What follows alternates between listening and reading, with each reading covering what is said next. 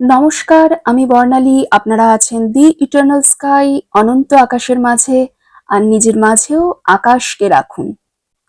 নজরুল জয়ন্তী উপলক্ষে আজ আপনাদের সামনে তুলে ধরব কাজী নজরুল ইসলামের কয়েকটি রসিকতার কাহিনী। কাজী সাহেবকে বিদ্রোহী কবি আখ্যা দেওয়া হলেও বা তার ডাক নাম দুখু মিয়া হলেও নজরুলের ব্যক্তিত্বের বিভিন্ন দিক রয়েছে তার রচনারও বিভিন্ন আঙ্গিক। তাই তার ব্যক্তিত্বের রসবোধও একটি দিক। আজ তেমনই দু একটি কাহিনী আপনাদের শোনাবো, আর বলবো আমাদের অনুষ্ঠান ভালো লাগলে লাইক, শেয়ার ও কমেন্ট করবেন এবং চ্যানেলটিকে সাবস্ক্রাইব করে সঙ্গে থাকবেন। আসুন যাওয়া যাক মূল পর্বে। কাজী নজরুল ইসলাম ছিলেন বিংশ শতাব্দীর অন্যতম জনপ্রিয় অগ্রণী বাঙালি কবি, ঔপন্যাসিক, নাট্যকার, সঙ্গীতজ্ঞ, সম্পাদক, রাজনীতিবিদ ও দার্শনিক। তার কবিতা, গল্প, উপন্যাস, নাটক ও গান নানা রসে ভরপুর।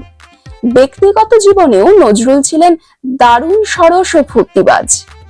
তার জন্ম জয়ন্তীতে এ উপলক্ষে চলুন রসিক নজরুলকে আবিষ্কার করা যাক। প্রথম ঘটনা বলি, বিড়ালের কামড়। যমুনা পাড়ের শহর সিরাজগঞ্জে নিখিলবঙ্গ মুসলিম সম্মেলনের আয়োজন করা হয়েছে। কাজী নজরুল ইসলাম সম্মেলনের সভাপতি। কবিকে উপলক্ষ করে দুপুরে বাংলোতে খাবার দাবারের ব্যাপক আয়োজন করা হয়েছে। অতিথিরা সবাই খেতে বসেছেন। খাবার পরিবেশনকারী ছেলেটি কবিকে প্রথমে এক টুকরো ইলিশ দিলেন। প্রথম টুকরো শেষ হতেই দ্বিতীয় টুকরো তুলে দেওয়া হলো কবির পাতে।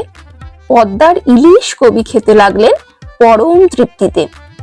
এবার তৃতীয় টুকরো দেওয়ার জন্য ছেলেটি কাছে আসতেই কবি তাকে বাধা দিয়ে বলে উঠলেন, আরে করছো কি? এত মাছ খেলে শেষকালে আমাকে বিড়ালে কামড়াবে যে।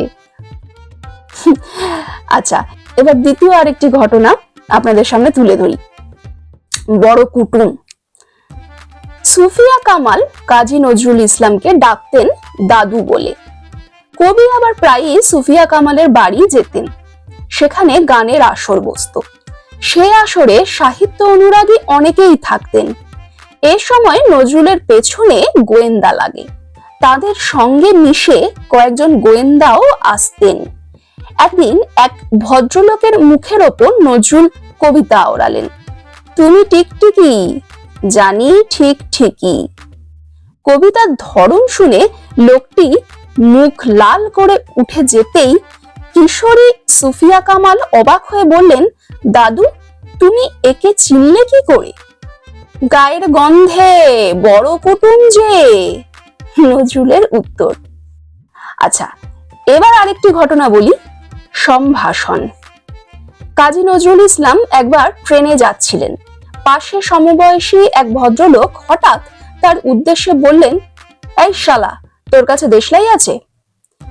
অপরিচিত এক লোকের এমন সম্ভাষণে কবি প্রথমে চমকে উঠলেন, তারপর বিরক্ত, কিন্তু পরক্ষণেই পরিস্থিতি সামনে নিয়ে হেসে পকেট থেকে দেশলাইয়ের বাক্সটা তার মুখের ওপর ছুড়ে দিয়ে বললেন, লেবে শালা।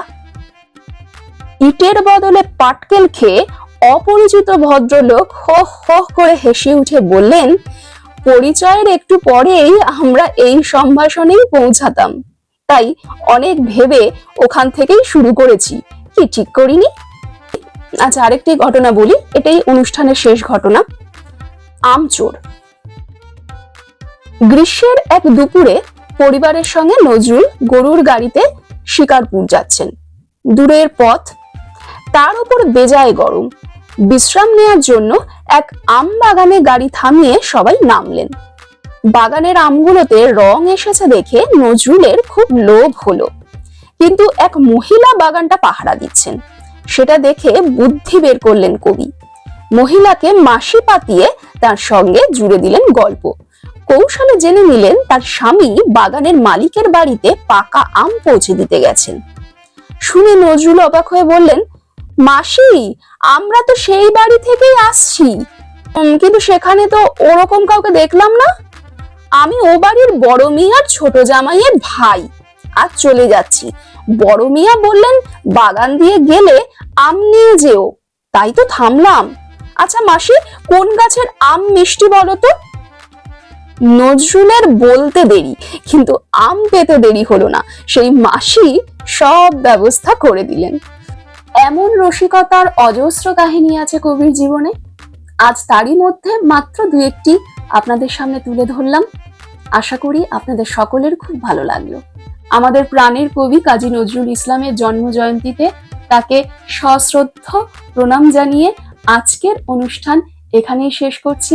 আবার দেখা হবে অন্য কোনো পর্বে, অন্য কোনো অনুষ্ঠান নিয়ে। ততক্ষণ সকলে ভালো থাকবেন এবং সঙ্গে থাকবেন। নমস্কার।